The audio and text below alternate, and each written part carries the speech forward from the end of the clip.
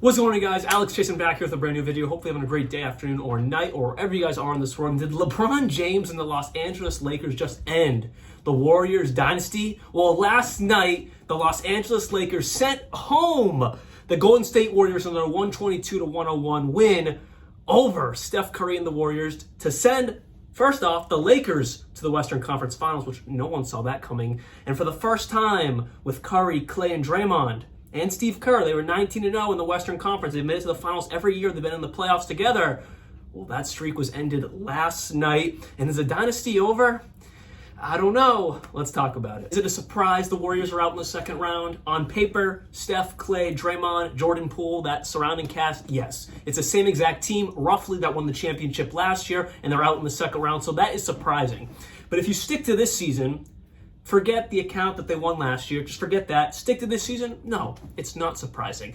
They went 44-38. They were the 6th seed in the Western Conference because the Western Conference was so tightly packed from 4 to 12 to 13 at times. They all jumped around. So the 6th seed, yes, they weren't even in the plan, but it doesn't even really tell you much because they went 33-8 at home, which was one of the best home records in the NBA. But once they stepped foot on a plane and had to travel, or even a bus, to Sacramento, and they traveled farther than to their home stadium, they went 11-30, which gave them one of the worst road records, I should say, in the NBA. And that is inexcusable if you're trying to be a championship team. And that showed last night when they lost in Los Angeles. Last night just encompasses what the Warriors season was this year. Terrible road record, terrible performances on the road. And we'll start off with the starting lineup with Draymond Green, who had a relatively good game. It's going to be very interesting to see what happens with him this offseason. He's probably going to deny his player option for about $28 million.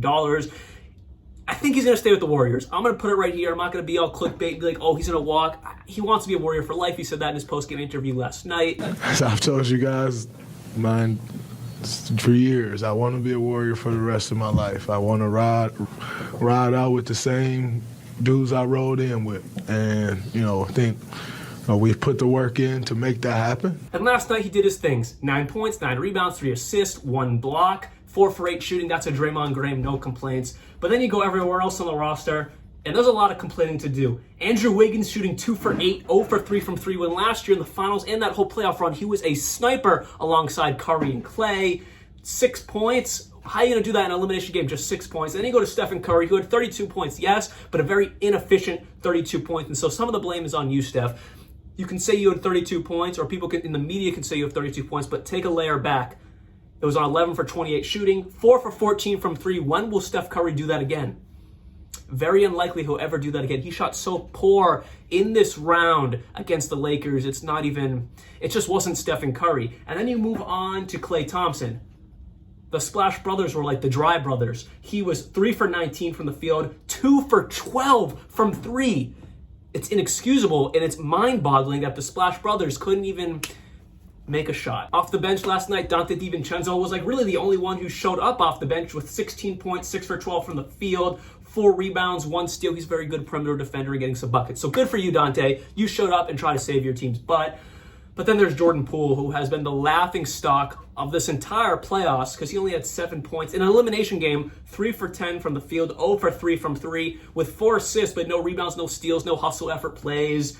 And the playoff stats for Jordan Poole are embarrassing. In these playoffs, Jordan Poole has averaged 10 points, 3.5 assists, 2.2 rebounds in the 13 games they played in this year's playoffs. Y'all know what he averaged just in the Lakers series? In the 6 games of this series, it got even worse. Just 8 points, 4 assists, not even 2 rebounds. And let's talk about his efficiency. He shot 34% from the field and 25% from 3. That's your $120 million man right there, Golden State. Let's take a look at the Warriors' payroll going into this offseason. So obviously Steph Curry's locked up through the 2025-26 season.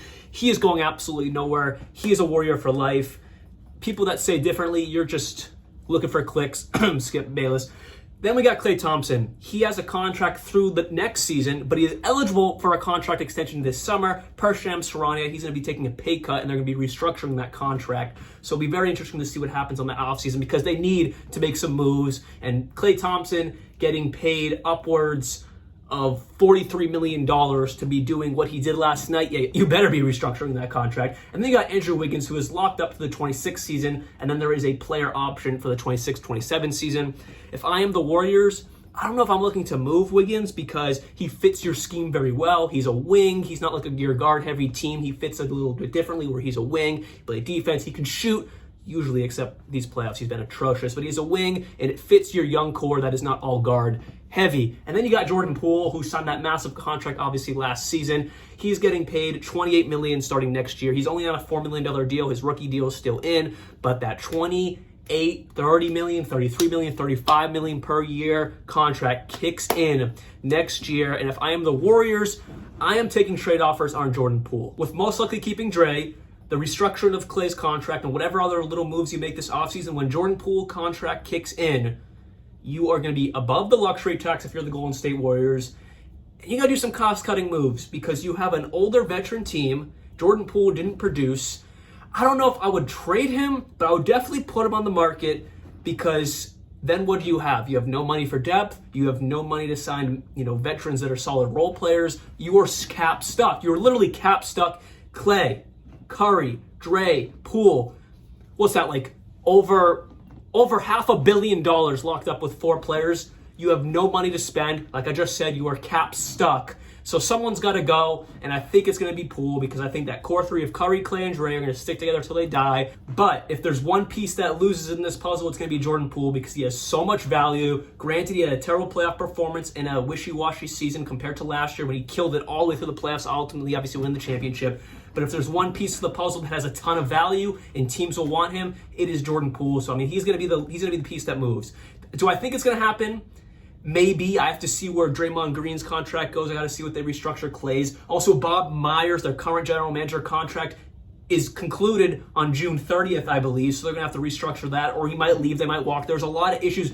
This is Steve Kerr's last year of his current coaching contract going into next year. After next season, he needs a new contract. There's a lot of contracts expiring, and the Warriors could be having a lot of turnover if they don't figure out their contract situations right now. I feel like I'm always saying this team, that team is going to be interesting going into the offseason. Well, I'm saying the Golden State Warriors are going to be one damn team to watch going into this year's NBA offseason. From the draft to what they do with the contracts to coaching situations, because Kenny Atkinson might go to a team, become a new head coach. They might have to get a new assistant coach. To obviously Dre, Clay, Jordan Poole. What is going to happen with this Warriors roster? Watch out for the Warriors this offseason. Hopefully you did enjoy this video. I'm going to be watching and I'll keep you guys updated. And like always, peace out.